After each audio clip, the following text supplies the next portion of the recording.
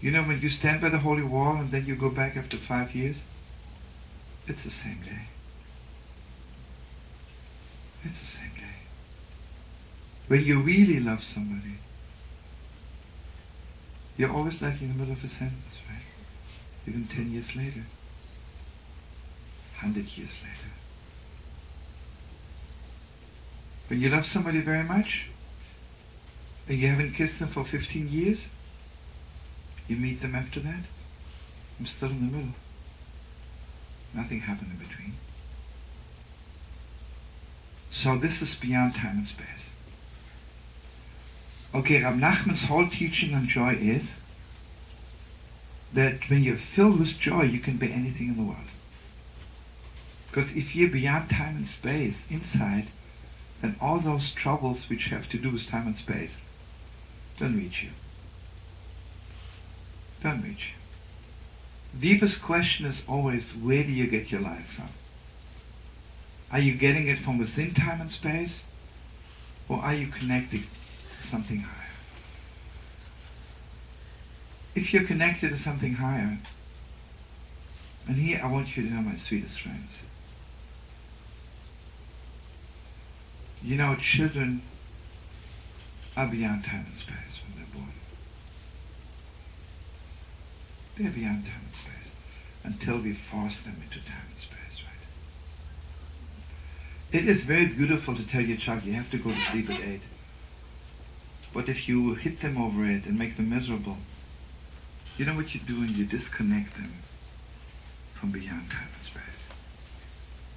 Because we have a right to guard our children. We don't have a right to cripple them or force them. Okay, now here I want to share something very, very deep with you. Basically, when Adam was driven out from paradise, he became a slave to his work. What's the difference between I'm working for myself and I'm working for somebody else? When I work for myself, when I make a few rubles, I'm happy, right? When I work for somebody else and I make $1 million, not for me, it's for somebody else. You know what a slave is? I'm making money for myself, but I feel about it like a slave. They're living in a slave society. They make millions, and they feel like it's for somebody else. Because they're not in touch with their own being, right?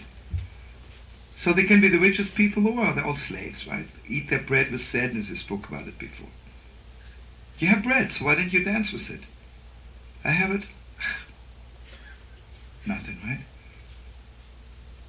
Going to the Chinese restaurant, especially if you're Jewish, and you pay $50 for this one plate of soup, and you're sitting there miserable yelling at your wife. Mazel tov, right? I have to tell you something as a joke. At one time, you know, on 72nd Street in New York, there's a kosher restaurant famous, if you have been there. Next to it is the Chinese restaurant. And I had to make a phone call, and Famous was closed, so why not? I'm going to Chinese restaurant, I needed a phone. And when you go to a Chinese restaurant, you better put your yarmulke on, because they're all Jews there, right? Okay, there are some Yidden sitting there. Have you ever seen a Chinaman walking to a Chinese restaurant? Never, right? The Mashiach is coming, you know. That will be the sign. If you see a Chinaman walking into a Chinese restaurant, the Messiah has come. Okay, now I'm going there, and there's a whole Jewish family sitting there. And there's a little boy, cute like sugar. You know, children are much more real than some adults. He took a liking to me. And I took a liking to a very special little boy. I had to make a phone call, and this boy was looking at me the whole time, wanting to see what I'm doing. I finished the phone call. I walk up to him. I says, "Oh, you're just so beautiful, so cute. What's your Hebrew name?" He says, "Mordechai." My father's getting real tight. He says, "Oh, what a place to ask for a Hebrew name." I say, "What a place to take Mordechai to eat." Yeah? Anyway, you see what it is? Okay, I need to build silence.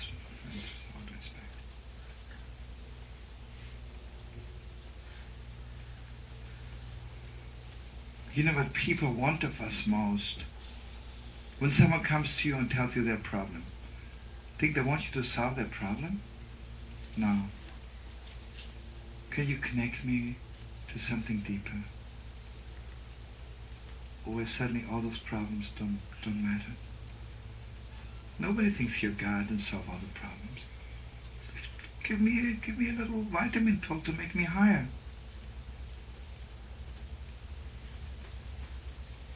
Something deeper than that, you know. And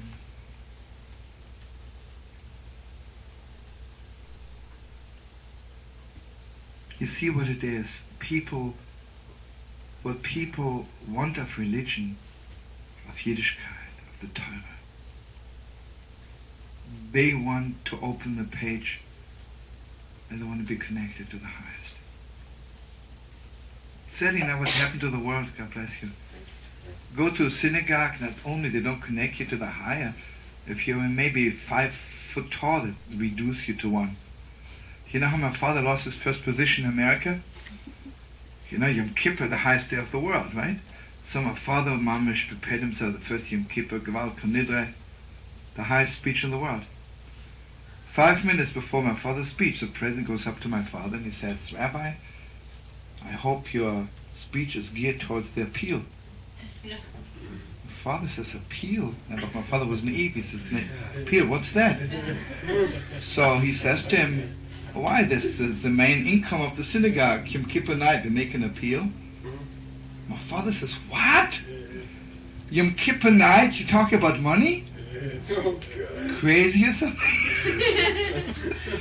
I hate to tell you bad things. The synagogue is still there, but my father never lost his position.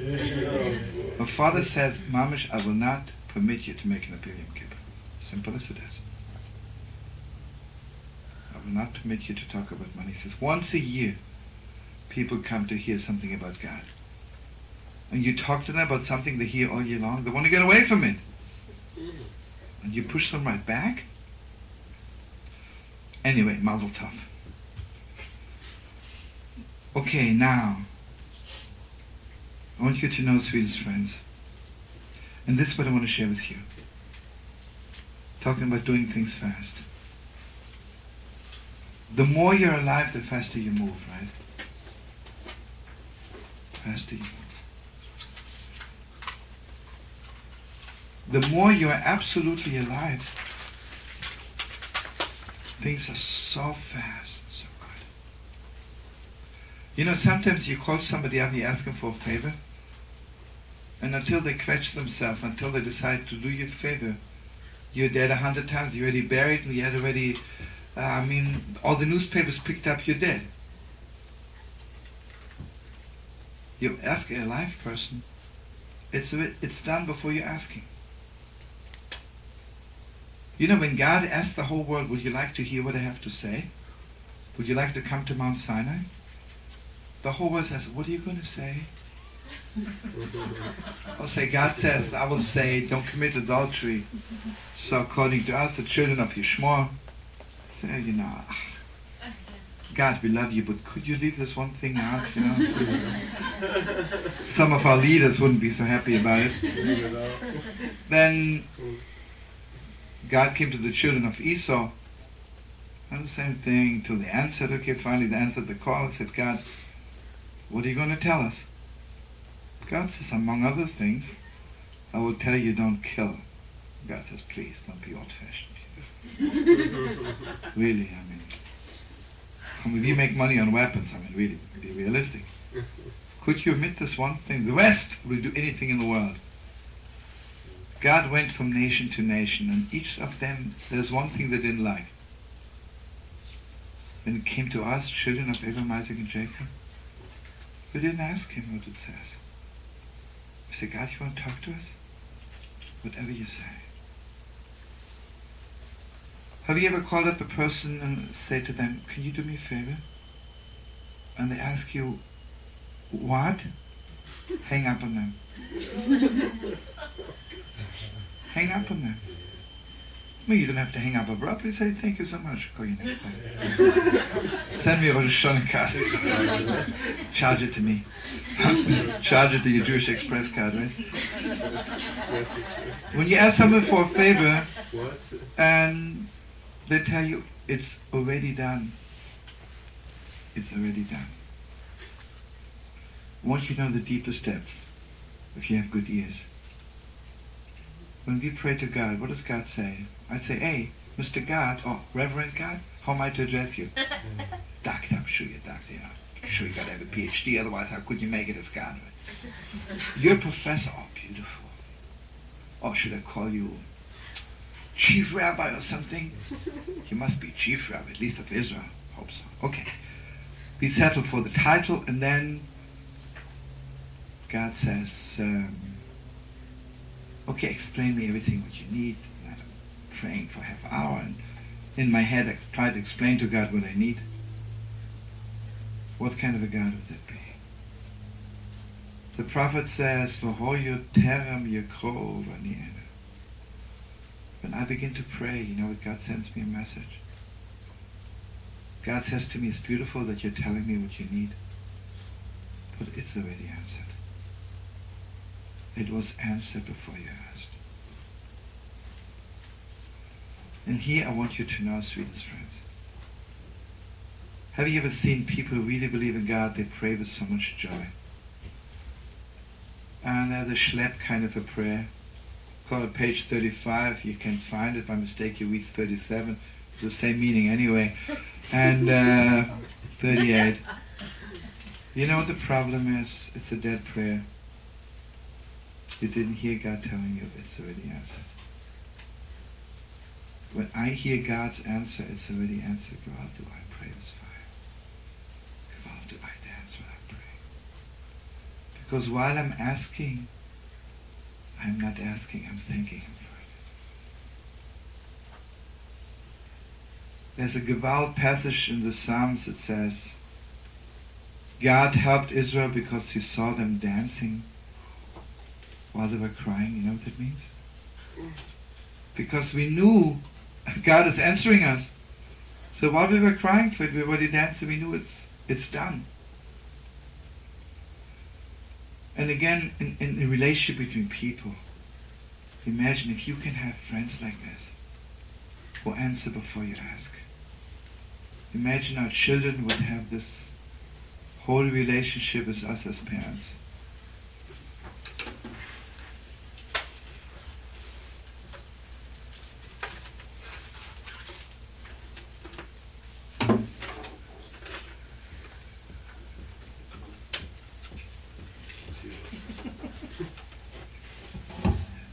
Where did I lose you, brother?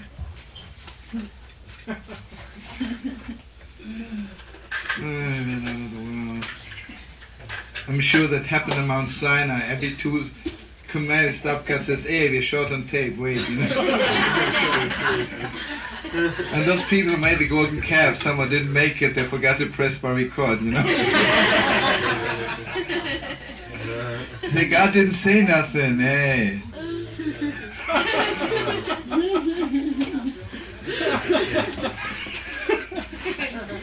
Blank tape.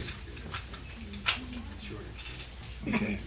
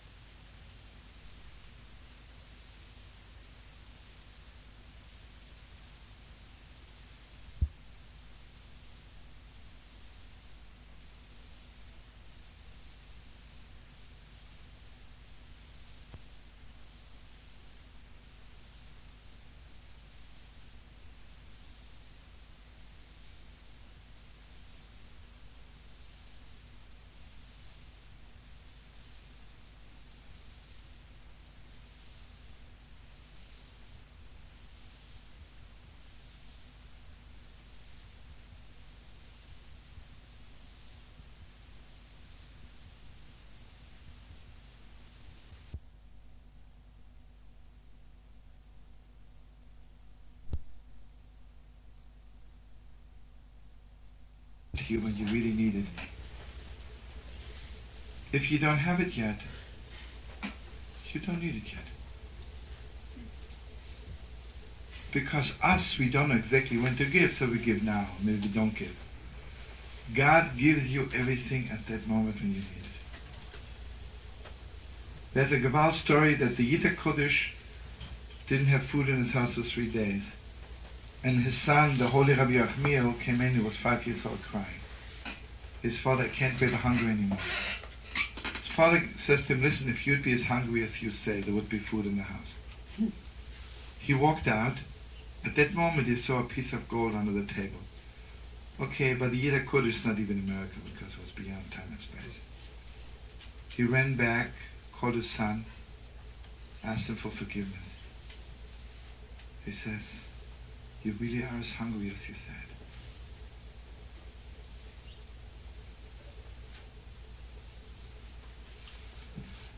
You know, joy is the utmost believing that everything happens at the right moment. Not a second before and not a second later. God bless you. According to our tradition, not only it's called out in heaven whom you should marry, it is called out exactly when you should meet that person and the split second when you should marry them. Have you ever seen the crazy thing? Sometimes you come to a wedding and you don't know why. It's the wedding didn't happen yet. It was supposed to be 7 o'clock. It's 8, it's 9. I remember my father told me a story that my cousin, one of my cousins got married and her parents were very wealthy. Was still in Germany. They had some kind of a summer house. Which was 2 hours away from the city. Okay, they're coming to the chuppah, and suddenly they realize the groom forgot the ring in his house. It's a 2 hours drive one way, 2 hours drive. Okay, in emergencies he bought a ring from someone. That's not the point. The point is that whenever something happens, it wasn't time yet. Have you ever seen people at weddings yell at each other? It's your fault it's late. It's your fault it's late. It's nobody's fault. Whenever it happens, that's when it's supposed to happen. Right? Can you imagine how much anger is there in the world because people think you're late, I'm late, this is late? Can you imagine if you could get rid of that anger? What's Mashiach teaching us? Why is he late? Because he's absolutely coming at the right moment. The Messiah is coming at that moment when God wants him to come. You can hang yourself. He won't come a second earlier. But he will not be a second later either. He is on time. But you see, you have to be connected to something very, very high. You have to know exactly when it happens. Here just my friend Eddie Simple is talking about childbirth. You know what's so special about childbirth? Unless you have a doctor who forces the baby out. But basically childbirth is like the coming of the Messiah. Only God knows exactly when it's supposed to happen. Don't mingle in. Don't you dare mingle in, right? And I want you to know something. When my first baby was born, I walked out and said to everyone, my closest to the coming of the Messiah, right? Because it happens exactly when it has to. That's what children are, little messiahs. Gewaltige little messiahs. You know when children are crying because they're hungry? Whenever they cry exactly at the moment when they need it. Not a second before, not a second later. Think a little baby cries because he saw in the newspapers that babies are supposed to cry? They don't give a damn about this whole newspaper, right? They do different things than reading with newspapers because they know that's all they're worth it, right? They know exactly. And here I want you to open your hearts. There's 2 times. There's a world time, time and space time, and there's God's time. There's a passage that says, "Va'ato noiselam is ochlam." You give them their food be'itoi, in his time. There was my time, 5, 6, 7, 8. Then it's God's time. Completely different time. So imagine if you could change your clock to God's time. How much anger would be spared to you? How much aggravation, right? Gewalt. What a world. You see what it is? Why are we Jews not angry at God for hanging around in exile for 2,000 years? What's there to be angry about? I know one thing, when I'm going back to Israel, it's God's time. It's always God's time. I want to share something sad with you, but also deep. The Heilige Reb Moshe Lelever, the son of the Holy Lelever, was, again, it'll be too long to go in, but he was one of the highest, biggest rabbis 150 years ago. He says, Heathen, he says, friends, I know one thing, if I can make it to the Holy Wall, and I pray there, I'm bringing the Messiah. He says, but before I leave, I want to see as many Jewish faces as possible. Because I want to bring you guys from everyone. I want to see your face, I want to see your eyes. And the holiness of that traveling of Reb Moshe, I mean, it's written down in all the Chassidus, it was awesome. He went from village to village, from city to city. And before he left the city, all the Jews would be in the marketplace. He would look at every Jew, every child, every little boy, every little girl.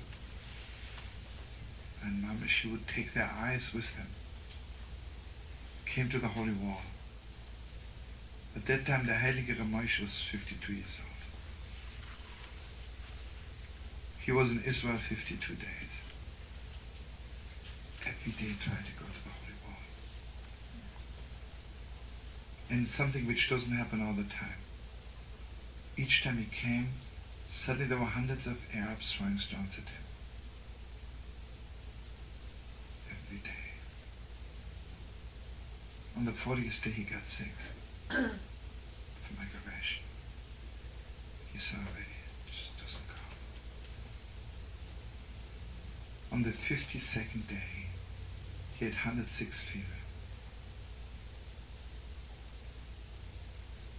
They carried him to the Holy Wall, and the throwing of the stones was impossible to go close.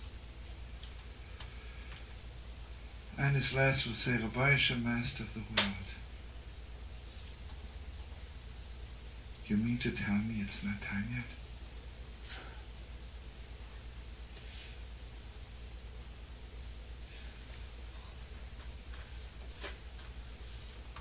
But he says, Rabbi Shem, Master of the world, can't you have compassion?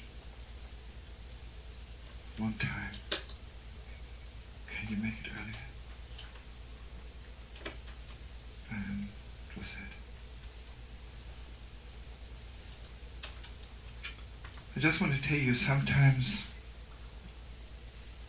the time isn't there yet. But then sometimes you pray so hard. And it happens earlier. And I want to share something deep as depth with you. You know what we are hoping for? That the Messiah will come before his time. We want him to come before his time. Now listen to this.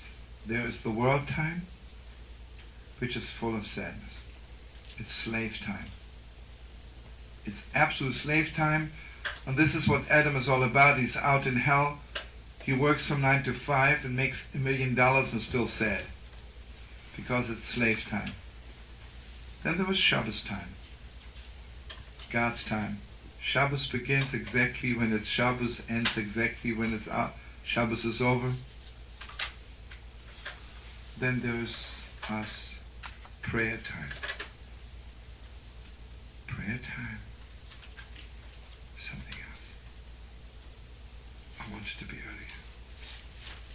And here I want you to open your hearts in the deepest way. If you remember that when when Eliezer, the right-hand man of Abraham, went to find Rivka, he and Lavan, her brother, were arguing if she should wait another year there or she should come right now. Okay, anybody who's not really in tune with it, I hope you are. Sure. What was the argument? And let's face it, she was 3 years old. So wait until she's 4. But anybody who knows the deepest depths of the Torah knows this was not the argument. The argument, Lavan was saying, let the Messiah come at the right time. Let Yitzchak and Rivka, let Israel and her groom get together. Israel and God, and the time is right. And Eliezer was crying, please now. Let it be today. For over Hayom I came today. Let it be today. And if you remember, Rabbi Shlomo Levi went up to heaven, he asked the Messiah, when are you coming? And he said to him, today. You know what he meant? Make it the today of Eliezer. Sure, I'll come eventually at the right time. Make it earlier. And here I want you to open your hearts. Shabbos, let's say, Shabbos, listen to this deep stuff, I want you all to open your hearts. Shabbos begins 4:23. You know what our Jewish mothers and sisters do? They kindle lights 18 minutes earlier. You know what that means? I want the Messiah to come faster. I want redemption to come to the world faster. For my children, I want things to be happening before their time.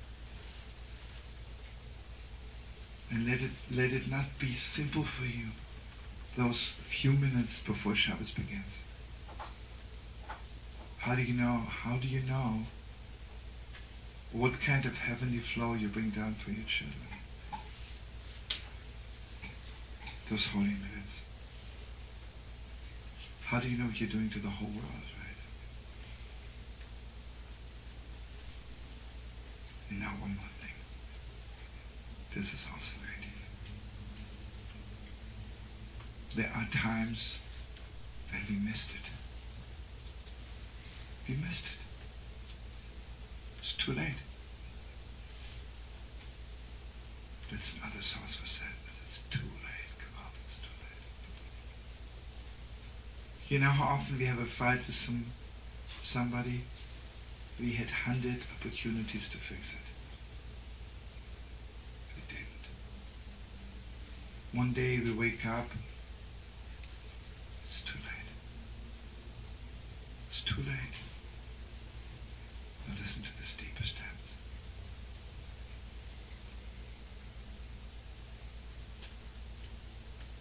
You know what Yitzchak did? Vayetze Yitzchak, awesome. Vayetze Yitzchak l'sur b'sodeh lifnei Esav. Yitzchak went to pray in the field towards the evening. The day is over. You know what Mincha is all about? Morning prayer is Abraham in the proper time. It's day and we pray.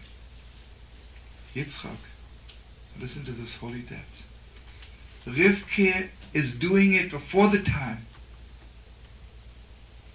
And Yitzchak, at that moment before he meets Rivka, he wants to fix, also when it's too late. And he initiated the prayer. The day is so, what are you talking about now? It's not Wednesday anymore, it's already Thursday. Yitzchak brought into the world. There's another prayer. It's over. No. Let it not be over yet. And here I want you to open your heart in the deepest, deepest, deepest way. We have two calendars.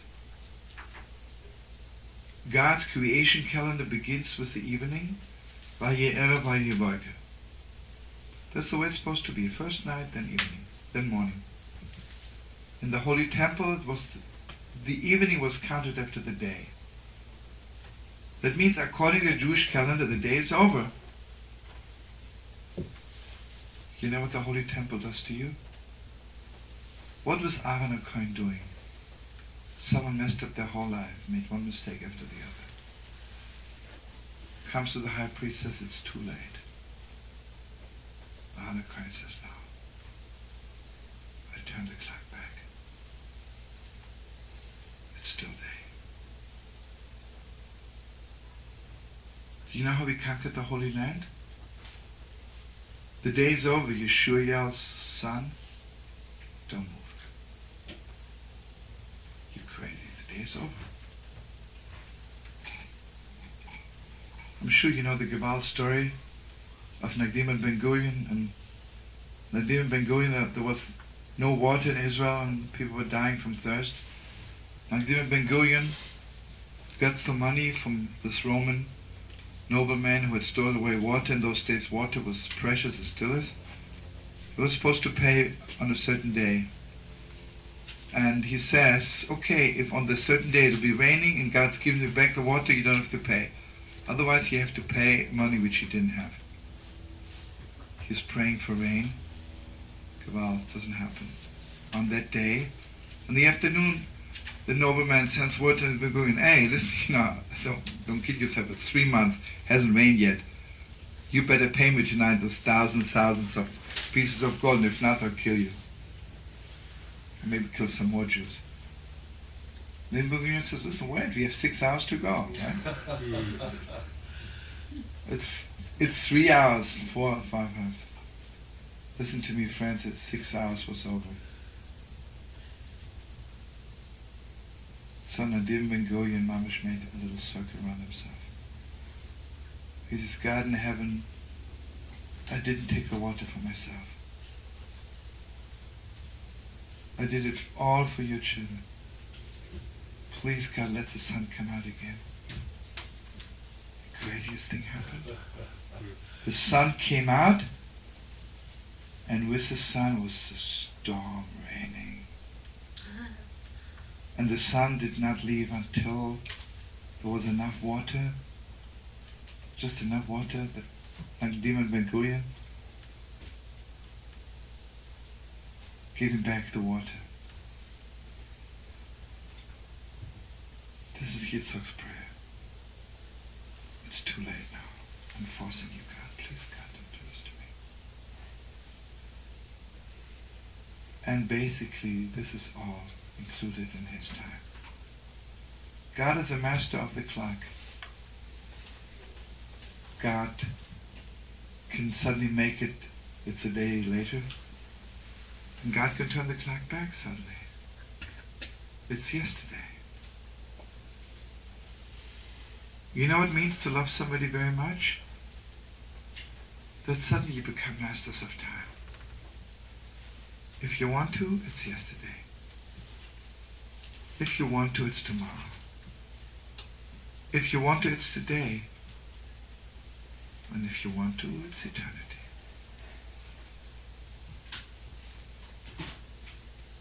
So now listen to me, my sweetest friends, if I can put it in my heart and your heart. Utmost joy is that you are the master of time. Simcha ki b'simcha setzeya, when I have joy, I can turn the clock to whatever I want to. Why is it when you're filled with joy, time is meaningless? It's not meaningless. You're the master of time. Listen, imagine I'm at the height of my joy. You'll ask me, is it Sunday or Monday? Who cares, right? Who cares? Is it day or night? I mean, it's cute, but who cares, right? Is it 1983 or is it 1885 or is it 1623? Who cares? Because I'm so connected to eternity. I'm so connected to the utmost depths of life. Okay, now listen to me, friends. There was life. And in the Zohar Kodesh, it's very deep. It's just good to remember. There's Chayim in Chaye de Chayim. Means life, and there is life of life. The question is, are you connected to life? Basically, this is our two nostrils. The right is life, and the left is life of life. Life of life. And you know, when Mashiach is coming, Varecha b'Yiras Hashem, and basically, I don't know if it's true according to doctors, but the Zohar Kodesh, that the left side is more sensitive to smell than the right side. Because smell is connected to the life of life. Take a piece of meat on a very simple level. It's still alive, but it smells awful. Why? Because it's not connected to life of life anymore. It's still alive, but it's dead, because it's not really... The bad smell comes the moment you're disconnected from life of life. And if you're connected to life of life, it has this fragrance of... You know, some people, maybe they have perfume, but spiritually, divinely, smell dead. Now they're walking, they speak, they have money in the bank, hang around, go to Bermuda, go to Acapulco, they just came back. Well, they're not connected to life of life. There must be the laws, schlepper, dirty, filthy. Gewalt, and they're alive. Gewalt, right? They're connected to life of life. Okay, now listen to this. The sacrifice in the Holy Temple was to bring life to the world. The incense was life of life. And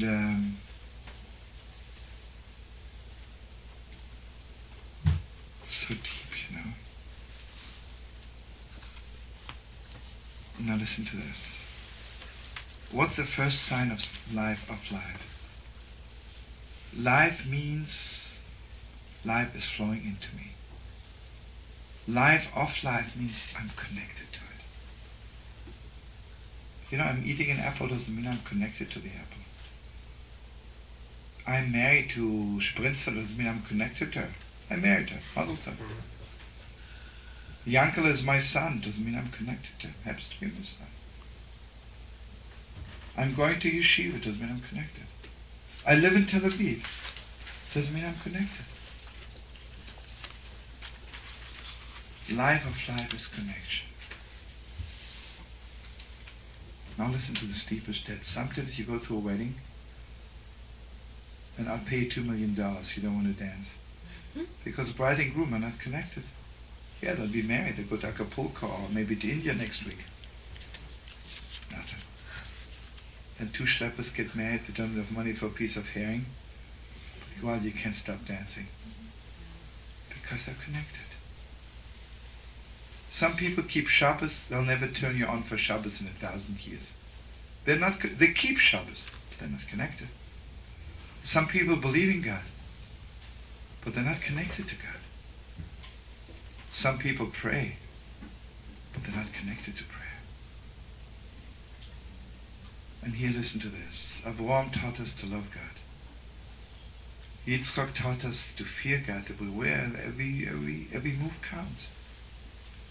Yaakov Avinu is connection to God. Connection is something else. And everybody knows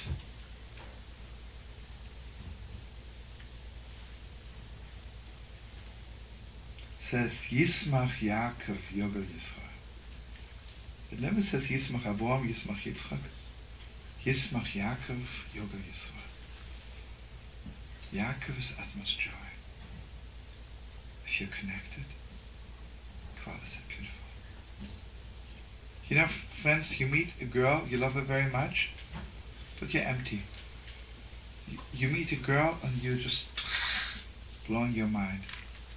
If you're connected. Connection is the deepest, deepest joy there is. And friends, imagine you meet somebody for 1 minute and you're connected. God is so deep, right? Can carry you for 100 lifetimes. I had a very strong experience last night on the plane, you know? A little bit sad. And beautiful. Okay, I'm walking into the plane. A lot of people there. And then suddenly I see one black man, one white brother, black brother, white brother, and a girl, I don't know. They were so sweet, those three, you know? Okay, so it happened that this girl is sitting right in my row. Okay, she tells me there's the little rock band, you know, on the plane. I don't know if I'll ever see them again. But we're so connected to each other, you know. I told her I'm a singer too. She says to me, so cute, are you making a lot of money? So sweet, you know. I said to her, sometimes I do, sometimes I don't, but it says I'm living on God's Express. God's Express card, you know. So she gave me her hand, she says, same as me. Well, what's the saddest thing was, what was sad, after that, I met some people I know for a long time. So we know each other, we like each other. They weren't connected to me. So 10 years from now, I remember this flight because of the 3 people I met, right? And the other person, sweet, right? And connection is so deep. You know, God isn't stupid. God doesn't want you to just run around like a dope and be happy. But believe me, if you find yourself sad because you didn't take care of your connection. And here I want to say one more thing, then we're going to sing a song. I'm sure Josh wants to take over. Jacob, if you follow the prophets in the Torah, Jacob talks the whole time about guarding. Jacob is sitting by Laban. What's a shepherd? He's guarding the sheep. And the Zohar Kodesh says, Jacob is training 21 years to guard. Guarding. Nothing needs guarding more than connections. It's the most divine thing, and it's so easy. Because it's so heavenly, it's not part of the world. How can I explain to somebody normal that the other 2 people were real from people, sweet, and I like them, I'm not connected to them? And here, this little rock band, I'm connected. You're crazy. I mean, you should be even ashamed of yourself to be connected to them. But I am. Has no words. Gewalt is nicht guarding. It's not from this world. You know, you can sit on the subway and catch somebody's eyes for 1 second. You're connected forever. You know, sometimes you have a teacher for 100 years and it's cute, but you're not connected. You meet a drunkard on the street who says something to you. Gewalt. Are you connected to what this drunkard said?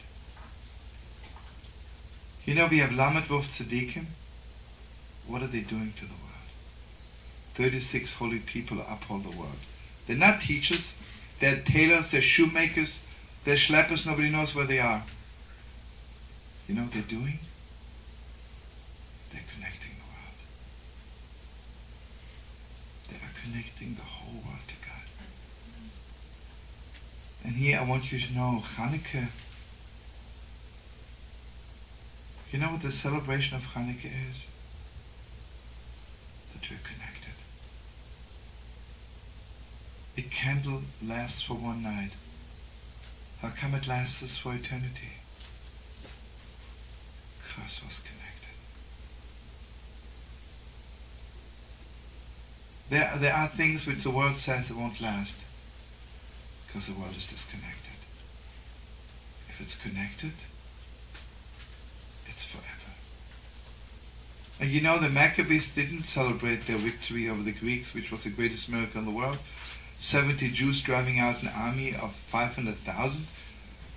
They had no weapons whatsoever, and they had the most modern weapons in those days.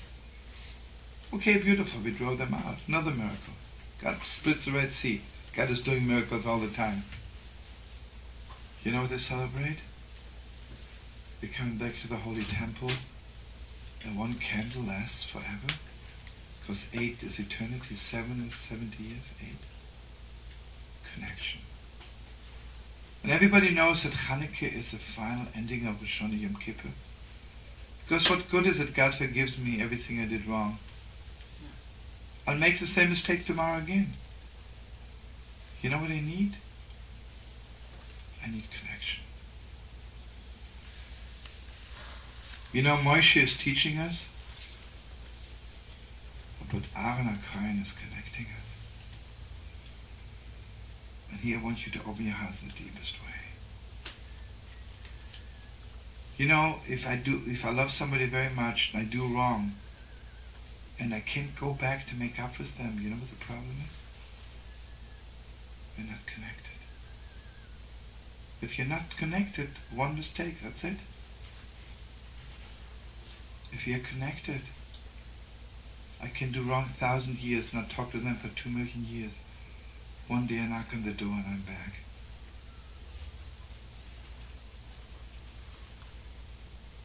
You know what Aaron HaKohen does in the Holy Temple?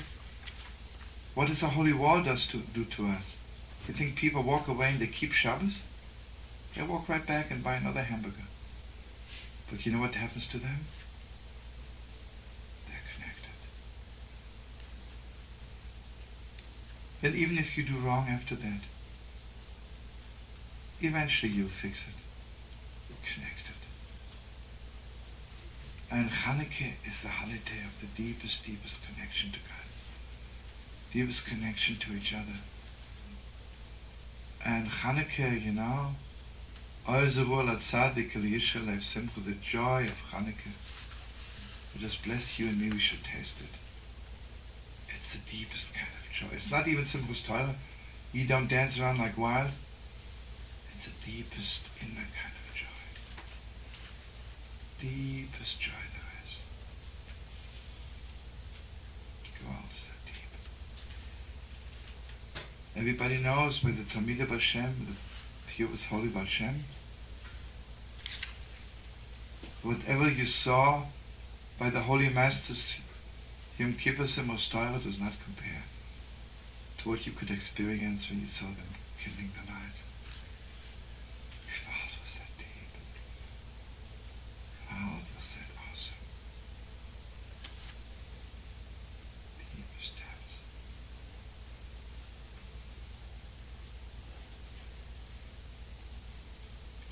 Shabbos. Oh, Josh. Let's knock up a song to wake Josh up.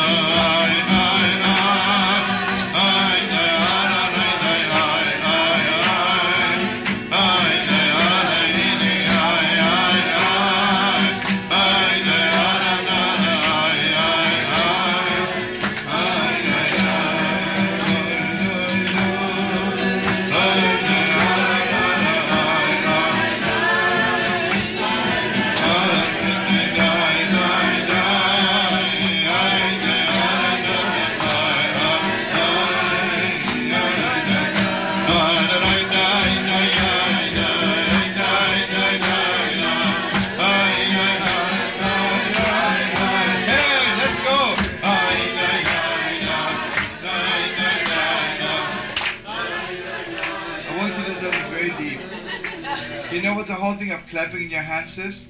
When you sing the melody, it doesn't mean you're connected. When you're clapping with your hands, you connect yourself to the melody. It's a different kind of singing.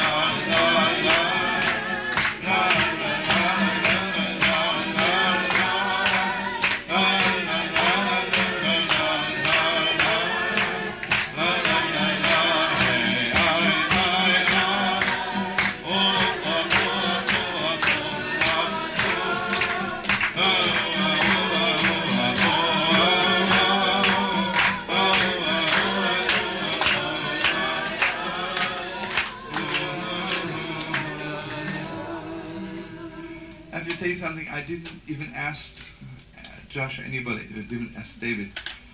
But I want you to know, one of the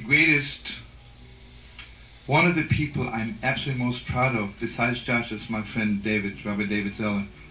And tonight is a great night that I'm ordaining him, really final ordination. I really want you all to be here tonight to share with us. Be the highest moment. I don't know how proud you are of me, but I'm proud of you, baby. And also, I want you to know, I'm really dreaming. I'm dreaming all the time. Eventually, have to ordain Josh, because he's a rabbi already, but he just doesn't know it yet. But I want to give him this very high pre-ordination, because I initiated a new thing to ordain people, to give them vessels for ordination. So I did this to David a few years ago. I gave him pre-ordination, Baal Shem, you know. It's very strong. David became a new person, you know. I mean, he was very holy before, but he's almost like growing like a missile. So tonight I want to give Josh pre-ordination, and hopefully, with God's help, we'll live to see to ordain you completely, the highest. So I need you tonight. I'm just telling you this. I need very high people tonight. Okay, Josh, Mamash. Thank you.